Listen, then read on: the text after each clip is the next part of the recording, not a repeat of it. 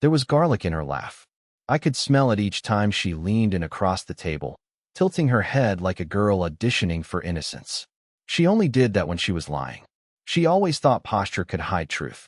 3 feet away, a candle flickered between their wine glasses. I counted the times she touched his wrist. 5. Always just a little longer than necessary. A thumb drag. A slow release. The way she used to touch mine, before she started pulling away like I was made of static. She didn't know I was behind her. 1 table over. Diagonal. My back to the wall like I was planning something. I wasn't. I wish I was. All I did was sit there, invisible, swirling water in a glass I never ordered. I didn't need the server to notice me. I needed her not to. And she didn't. She was too busy performing. Her voice rose when she lied. That's how I caught her last spring. She said she was visiting her mother, but no one talks about casseroles at that pitch. Not unless they're hiding a hotel key behind their back. This time, I didn't confront. No texts. No calls. Just silence. But I had to see it. So I followed the sound of her perfume. Yes, perfume has a sound when it doesn't belong to you anymore. And I found her here, sharing risotto with a man who orders like he owns the chef. I watched her break bread. I watched her feed him with her fork. I watched her laugh, garlic and all, and I felt something inside me give up. Not snap. Just stop trying. The worst part? She looked happy. Happier than she ever looked next to me. Even in those forced holiday photos where I begged her to smile. I reached into my coat pocket, pulled out the napkin I'd folded and refolded 100 times since Tuesday. I stood up, walked to her table. She was too distracted to notice the hand that dropped the note. 3 words. Don't come home. No name. No signature. Just ink and exhaustion. I left before she looked up. I didn't need to see her face. I already knew which version she'd wear. The one I fell in love with, before I realized it was just a mask. I didn't go home. I didn't even go far. I walked 6 blocks to an all-night laundromat that smelled like burnt soap and wet cotton. I sat in the corner under a flickering light and listened to the spin cycles like they were counting down something inevitable. I thought I'd feel relief after leaving the note. I didn't. What I felt was nothing. Not even anger. Just this dull pressure behind my eyes like I'd been awake for years. I kept picturing her blinking as she read the napkin. That exact second when her brain caught up to what her eyes were seeing. Did she laugh? Did her new wrist holder read it too? Did she pretend she didn't know who it was from? Did she excuse herself and run out looking for me? Or worse, did she fold it in half and keep eating? I couldn't sit with that image anymore, so I did something stupid. I went back. Not inside the restaurant. Just across the street, in the shadows between a closed gelato shop and a souvenir stand. The restaurant still buzzed. People toasted things they'd forget by morning. And there she was, still at the table, still with him, still smiling. The napkin was gone. She didn't leave. She didn't cry. She didn't look around nervously. She just leaned into him like I was a story that had ended 3 chapters ago. The candle between them had burned lower. Her wine glass was empty. Her hand was on his now, fingers interlocked. Like mine had never been there. I wanted to scream. But instead, I stared at the waiter. He was maybe 20, bored out of his mind, wiping down a table nearby. And I swear to God, he looked at me through the glass like he knew. Like he saw me drop the note. Like he watched her read it. Like he was waiting for me to do something I clearly didn't have the guts for. And I didn't. I just stood there like a ghost, a wet leaf stuck to the side of a building. I stayed until they left. I watched them walk out, him with his hand on the small of her back like he'd claimed her, like she was something you get to own if you're rich enough, confident enough, not me. They didn't take an Uber. They walked.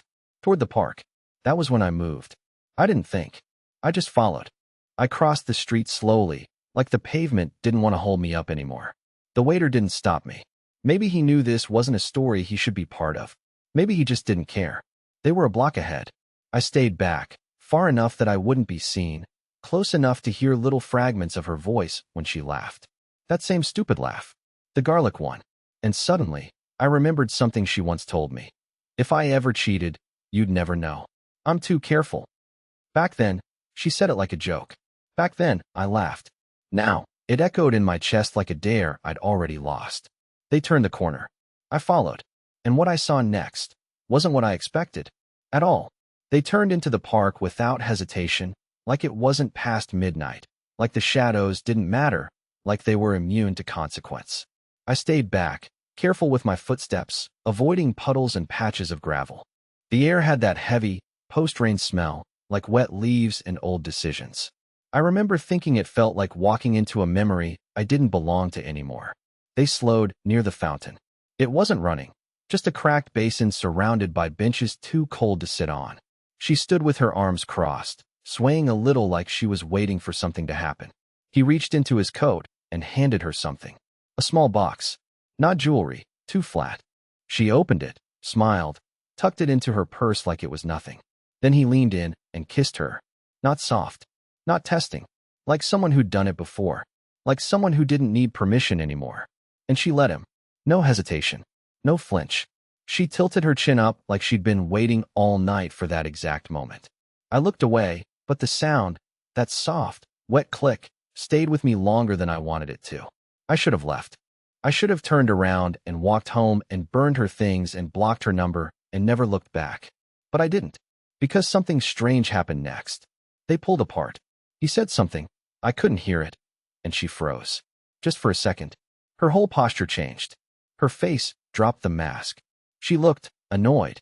No, not annoyed, cornered. Like he'd said something she wasn't ready to deal with. She snapped her purse shut and took a step back. He reached for her hand. She didn't take it. Then, without another word, she turned and walked away. Alone. Fast. He didn't follow. He just stood there, staring after her with this blank look like someone had just stolen his wallet. And then he did the weirdest thing. He tossed something into the fountain, the box, maybe, and stormed off in the opposite direction. I waited until he was gone, then I approached the fountain. There it was, floating in a shallow pool of rainwater, a slim, black velvet box. I reached in and opened it. Inside was a hotel key card. No note, no room number, just the key and a small folded receipt. The date on it was tomorrow, and it was in her name. That's when it clicked. Tonight wasn't the affair. Tomorrow was. Everything up to this point was just rehearsal, and I had just read the script early. I didn't sleep that night, not even a little. I just sat on the edge of the bathtub with the hotel key card in my palm, staring at the timestamp on the receipt like it was some kind of countdown to detonation. 12 p.m. check-in. Tomorrow. Or rather, today. It was past 4 a.m. By the time I convinced myself to move, to shower, to look in the mirror and admit that I was going to do something reckless. But it didn't feel like revenge. It felt like surgery, slicing out whatever piece of me still believed in her. I didn't bring a bag. Just threw on a clean shirt, tucked the card in my wallet, and left. The hotel wasn't far. Too nice for someone like me. Really.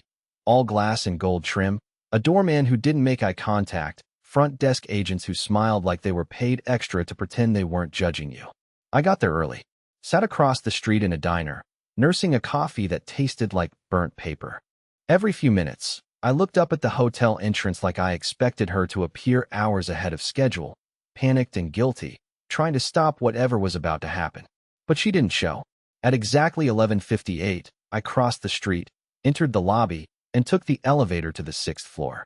My hands shook. Not from nerves. I'd gone numb a while ago, but from this low-level vibration inside me, like my body was warning me I wouldn't like what I found. Room 607 was at the far end of the hall. Corner room. No cameras in the hallway. I noticed that immediately. I held the key card in front of the lock for a second too long, like it might scan my soul first.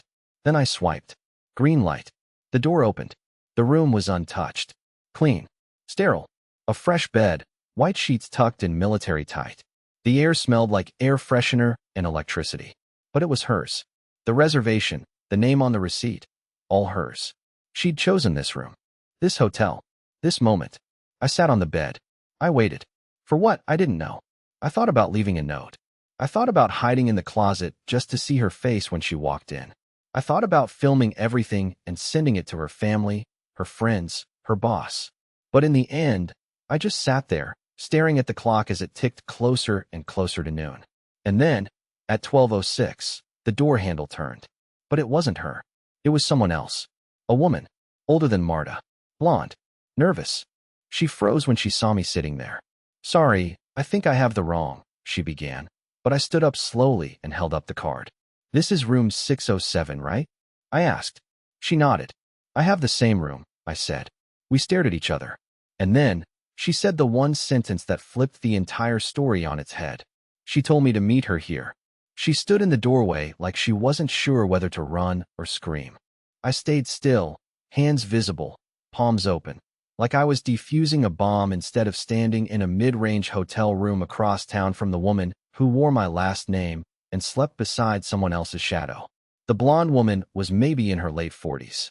Expensive coat, eyes that blinked too fast. I'd seen enough courtroom dramas to recognize someone mid-panic attack. "I'm not here to hurt anyone," I said. "I swear. I thought this room was meant for someone else." She didn't move. "Marta sent me." That name hit me like a sucker punch, even though I'd known it was coming. "Why?" I don't know. She said it was important. She told me to check in around noon, wait here, and she'd explain everything. That was it. Did she say what this is about? No, just that she needed a favor, and that someone might already be in the room. "Did she tell you my name?" She shook her head. We stood there in that weird, shared silence. Two people brought together by someone who apparently didn't think either of us deserved the truth. Eventually, she stepped in and closed the door behind her. Maybe she was curious. Maybe she was just tired of being left out of the loop, like me. She sat on the edge of the bed, clutching her purse like it held answers. I didn't sit. I paced. "She gave you a key?" I asked. "No, just the room number. Told me the door would be unlocked." That didn't make sense. I'd locked it behind me. And even if I hadn't, the hotel auto-locks every door. "So who are you exactly?" I asked. She hesitated. "My name's Lydia. No last name." I didn't press. "I used to work with her. A long time ago. We haven't spoken in years." Then, out of nowhere, she calls me last week. Says she needs help. Says it's urgent. But she won't say what it's about. Only that she's trying to fix something. And that she didn't trust anyone else. "Fix something," I repeated, tasting those words like they were laced with poison. Did she sound upset? Panicked? She sounded calm, Lydia said. Too calm. Like she already knew how the story ends. I turned toward the window. The 6th floor overlooked the street Marta and I used to walk down every Sunday morning. Farmers markets. Paper cups of coffee. Cheap flowers from teenagers trying to earn money for college. We'd lived a whole version of our lives on that street. And here I was, above it all, trying to figure out whether my marriage was a lie or just an illusion I held onto too long. Lydia stood suddenly. "Wait." I turned. She was holding her phone, her face pale. "She just texted me," she said. I crossed the room. There it was. One line. "Leave the envelope under the bed. Then walk away. He'll understand." I stared at it, heart dropping like a rock in cold water. "What envelope?" Lydia knelt down, reached under the bed, and pulled out something wrapped in brown paper, tied with red string. I hadn't even seen it there. She placed it on the nightstand like it was cursed. I stared at it like it might open itself and scream. She looked at me. "Do you want me to leave?" I nodded. She didn't ask any more questions. She left quietly. Now it was just me, the room, the envelope, and whatever truth Marta thought I was ready for. I untied the string. Inside was a letter, a real one, handwritten, 10 pages. My name on the first line, and the first sentence? "If you're reading this, it means I've already disappeared." I stood over the envelope for a full 10 minutes before I touched it again. It sat on the nightstand like it was humming, like it could feel my hesitation. 10 pages. That's how much she thought it took to explain whatever this was. Or maybe how long it took to justify setting fire to our life. Either way, the letter wasn't folded. It was rolled, gently, like a message in a bottle. That detail broke something in me. Marta was always careful with paper. She folded our grocery lists into triangles. She ironed cards from her mother. She respected paper like it had feelings. And here she was, rolling up a goodbye like it was poetry. The first page was dated 2 days ago. "Emery, please don't interrupt. You always talk when you're scared. Just read." That first line made me sit down. "I know you think I cheated. And you're right. But not in the way you think. It wasn't about sex. It was about quiet. About how quiet things got between us. I was vanishing, and you didn't notice. So I did something loud. I let you see me. Not the version you married. The real one. The one you never asked about." I stopped there. My eyes didn't want to keep going. I looked around the room like something else might need my attention. But there was only the hum of the minibar and the breath of a truth I couldn't undo. So I kept reading. "The man you saw me with. I chose him because he wasn't you. That's the truth. I needed someone who wouldn't read too deeply. I needed distraction. I needed to disappear into someone else's shadow, just for a while. But it didn't work. I never loved him. I never even liked him.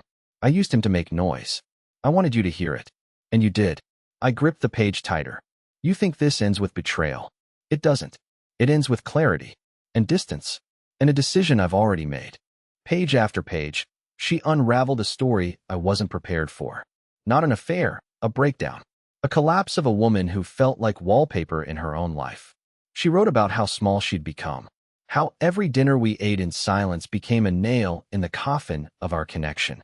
She talked about the moment she realized I didn't touch her hand during movies anymore. How I stopped noticing her changing her hair.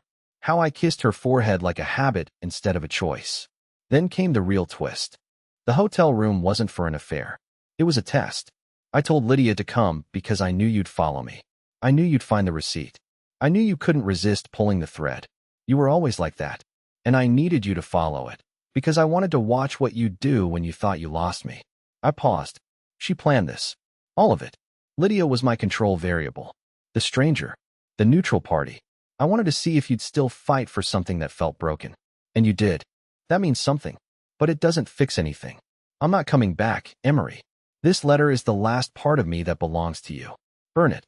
Or keep it. I don't care. But don't come looking. I've already gone. The final page had no signature. Just 3 words scribbled in the bottom corner. Don't come home. She'd written the note. I thought I left her. That was the part that undid me. I hadn't left her. She left me. Long before I ever noticed. I left the hotel room with the letter folded in my coat, like it was radioactive. I didn't go home. I didn't call anyone. I didn't cry, either. I just started walking. No plan. No music. Just the hollow thud of my shoes hitting the pavement, like punctuation marks in a sentence I didn't write. By the time I reached her mother's house, it was getting dark. I hadn't eaten. I hadn't spoken a word. My jaw ached from clenching it for hours. I wasn't even sure why I'd come. Maybe because I knew Marta would never go there again. Maybe because her mother always liked me more than she liked her own daughter.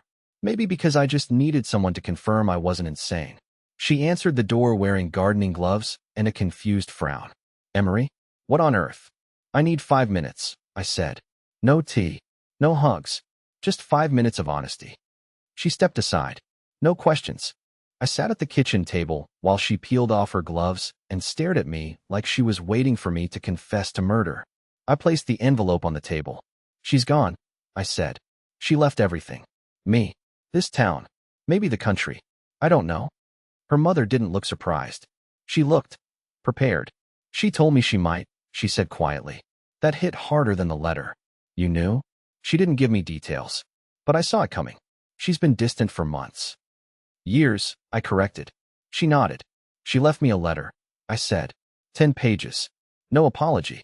Just explanations. She always preferred explanations to apologies, her mother said, almost bitterly. That's her father's blood. I didn't want to know what that meant. I slid the letter across the table. I don't want this, I said. But I also can't burn it. She didn't touch it. Read it or don't. But if she ever contacts you again, tell her I read every word. Tell her I'm not chasing her. Not out of anger. Out of mercy.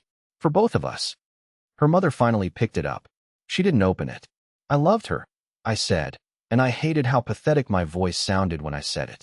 I loved her even when she didn't love me back. Even when she was already packing her escape into little quiet decisions. She leaned forward. She was always trying to disappear. Even when she was 10. You didn't make her leave, Emery. You just didn't stop her. And no one ever could. I nodded, stood up, and turned to go. But as I reached the door, she said something that froze me in place. She left you a second letter. I turned back slowly. She told me not to give it to you unless you came here. Unless you brought the first one. She walked into the hallway and came back with a sealed envelope. My name on the front. Different handwriting. Sloppier. Rushed. She must have written it later, I said. She handed it to me. I opened it right there. It wasn't long. 1 paragraph. No greeting. I lied about not loving him. I lied about not caring. But I needed you to hate me enough not to come after me. I needed you free, even if it meant breaking you. And yes, this time, it was about more than just noise. At the bottom, scribbled almost like an afterthought. You weren't the only one following someone that night. And that's when I realized. I wasn't the only one watching. Someone had been watching me, too. I didn't open that second letter again for days. I kept it folded in my wallet like a relic, afraid that if I read it twice it might change or lose its meaning. But it didn't. Every time I reread it, the same words echoed. You weren't the only one following someone that night. At first, it sounded like paranoia. But then I remembered the waiter at the restaurant. The way he looked at me, like he knew something I didn't. The way Marta's accidental affair had been choreographed with almost surgical precision. How she anticipated every move I'd make, even the ones I didn't know I was making. I started wondering if she had known for longer than I thought. Not just about our distance, but about how lost I was. How badly I needed something. Anything. To wake me up from the slow freeze I'd fallen into. And in some twisted way, that's exactly what she gave me. The weeks after she vanished were brutal. I didn't pretend otherwise. But something strange happened in the silence. I started breathing again. Not deeply, not freely, not at first. But I noticed things. I noticed the way the city looked at sunrise. I noticed how many people sit alone in cafes, not because they're broken, but because they want to be present. I noticed myself. I went back to therapy. Voluntarily this time. I stopped telling the therapist what I thought she wanted to hear, and started saying the ugly, true things I'd buried under 10 years of marital routine. I admitted that I'd disappeared, too. Long before Marta ever did. I'd become a ghost in my own life, silently waiting for someone else to save me from it. Marta didn't save me, but she didn't destroy me either. She freed me. 6 months later, I found myself back at the same cafe where it all began. Not the one near the hotel. The other one. The one with the windows that caught the late light and made everything feel like a scene from a movie. That's where I met her. Not Marta. Her name was June. She was reading a novel I'd loved in college, laughing quietly to herself. I made a joke about the main character being insufferable. She disagreed. We argued. We laughed. She had a dimple when she was wrong and wouldn't admit it. I liked that. She didn't ask me what I did for a living. She asked me what I cared about. And for the first time in years, I had an answer. We've been seeing each other for 4 months now. No games. No disappearances. Just a shared rhythm that doesn't ask for anything except honesty. It's imperfect. It's new. And it's real. Sometimes I still think about Marta. I don't hate her. I don't miss her either. I hope she found whatever she was looking for. And I hope she knows, somehow, that her leaving didn't destroy me. It built me. So no, this isn't a story of betrayal. It's a story of becoming. And maybe that's the best kind of ending anyone could ask for.